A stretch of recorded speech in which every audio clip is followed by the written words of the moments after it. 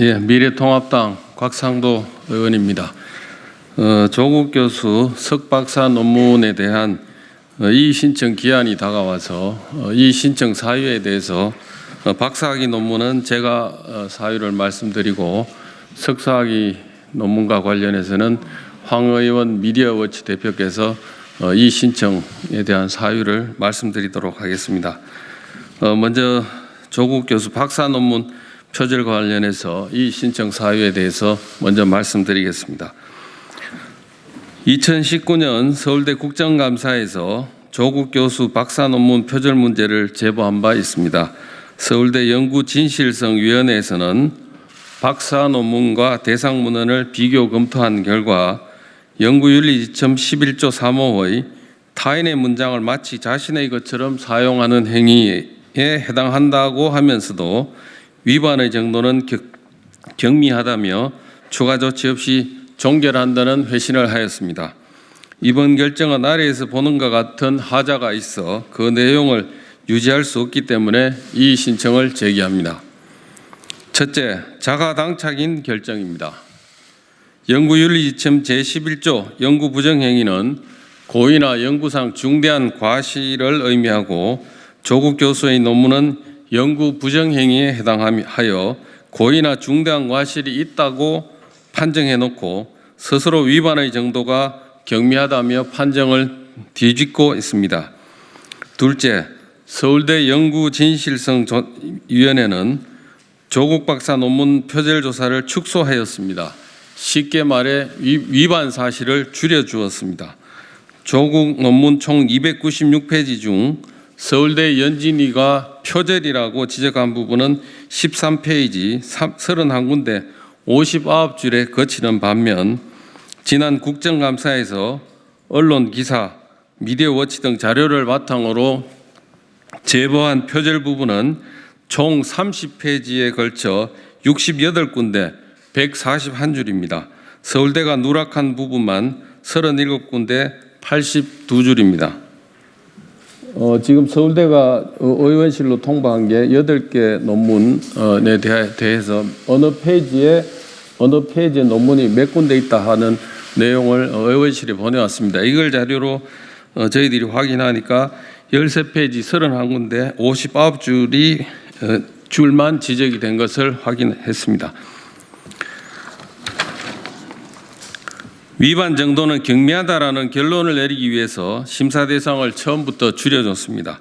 서울대 연진위가 심사 대상에서 젠더 등 여러 교수가 저술한 문헌을 처음부터 제외시켰습니다. 다음.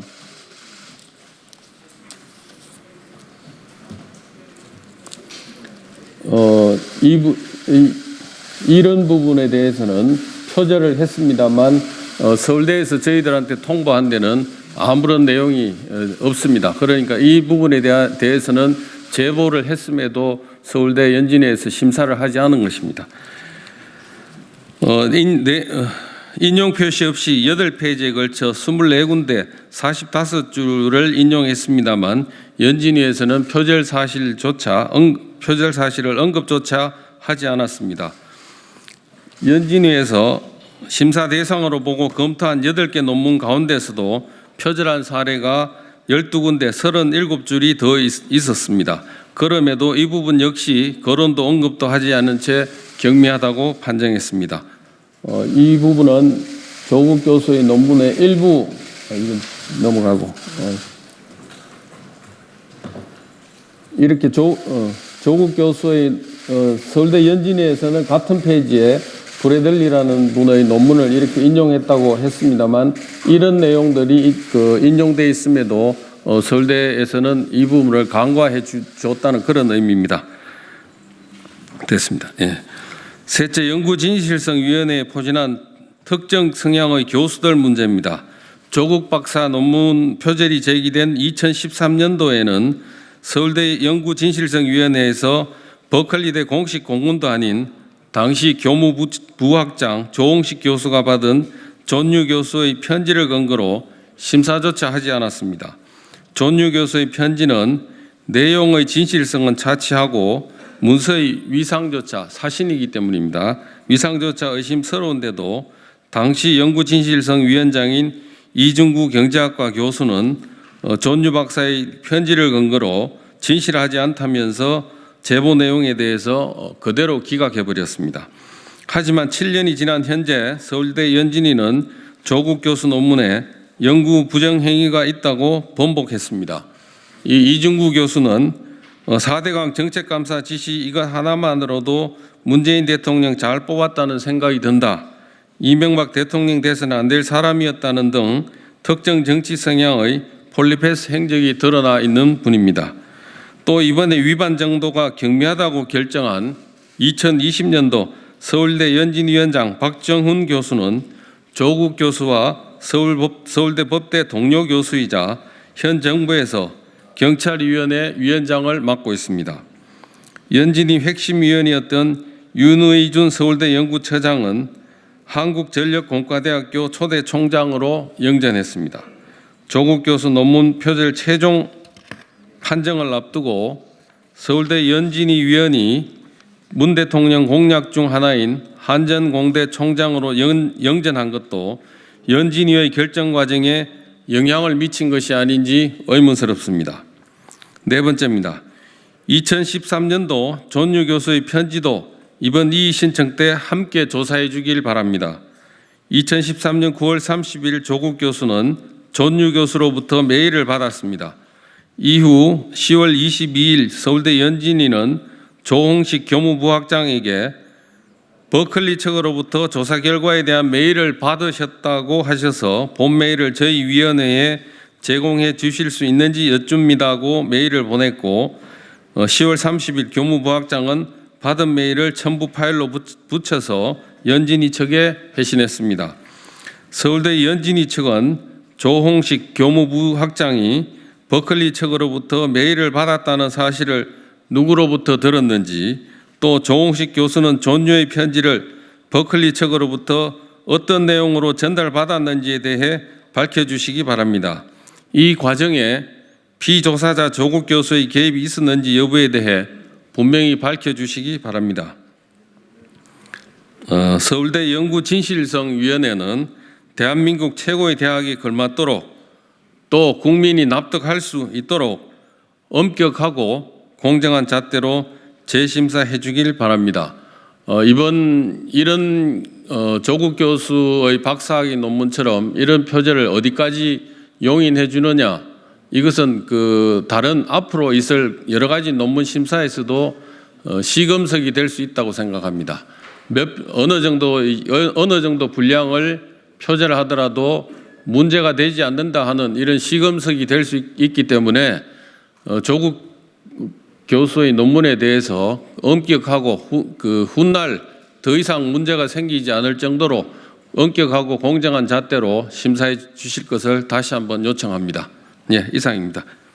저희들이 작년 9월에 이 석사 논문 표절 문제 일본어 그보다 전에 저희들이 이미 2013년도에 조국 교수 석사 논문 표절을 제보를 했었지만은 추가로 저희들이 작년에 일본어 문헌 표절을 또 대거 발견해서 추가로 저희들이 또 제보를 했었어요.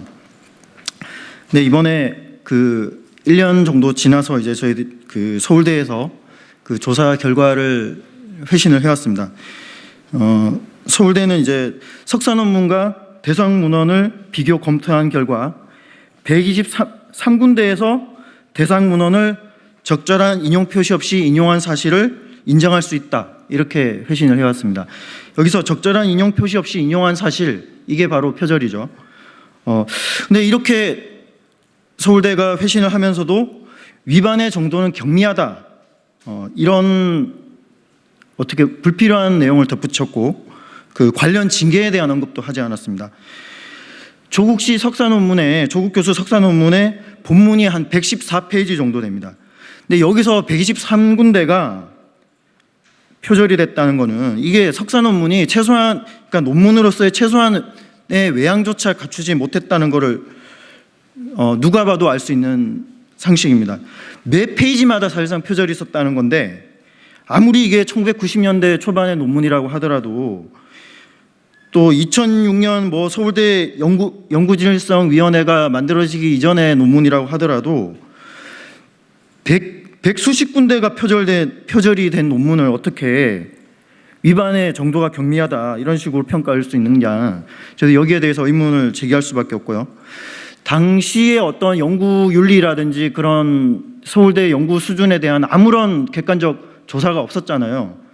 그런데 서울대가 그때 서울대 대학원 논문 수준의 서울대 대학원 논문 수준이라든지 연구 윤리 수준에 대해서 아무런 그 평가도 없이, 공식적인 평가도 없이 당시 학위 논문 수준 전반을 완전히 폄하하는 식의 위반의 정도가 경미하다, 당시에는 다 이렇게 했다, 이런 식의 결론을 내리는 것은 자교의 명예를 스스로 깎아내리는 것이다, 이렇게밖에 볼 수 없습니다. 그것도 완전히 정치적인 이유로 과연 이게 지금 서울대 구성원들이라든 그 졸업자들의 어떤 합의라든 이런 게 있었는지, 이 문제에 대해서 저희들이 의문을 제기할 수밖에 없고요. 저희들이 또 서울대 그 연구윤리 지침 제7조를 보면은 이 타인의 연구 성과를 이렇게 해서 원래 정확하게는 이렇게 되어 있습니다. 서울대 연구윤리 지침 제7조 3항 2목에는 타인의 조술 문장을 마치 자신의 문장인 것처럼 사용하는 행위, 그러니까 타인의 연속된 2개 이상의 문장을 인용 표시 없이 그대로 사용한 경우에는 이에 해당하는 것으로 추정하고 전공 분야의 특성과 해당 학계의 의견을 고려하여 최종적으로 판정한다. 그러니까 표절을 서울대는 타인의 연속된 2개 이상의 문장을 인용 표시 없이 그대로 사용한 경우를 서울대는 표절로 규정하도록 되어 있습니다. 그런데도 저희들이 이 부분도 따로 추출을 해서 연속 2개 이상 표절된 부분까지 저희들이 다 따로 또 추출해서 서울대에 또 추가로 제보를 했어요. 근데 이렇게까지 제보를 했는데도 서울대가 이번에 경미하다 이런 식으로 판정을 한 겁니다. 그러면 서울대는 사실상 아무런 객관적 기준이 없이 다 지금 경미하다 이런 식으로 지금 판정한다는 얘기나 마찬가지거든요. 그러니까 저희들이 제보한 자료와 같이 조국 씨 석사 논문은 연구 부정행위, 그러니까 표절이 명백합니다.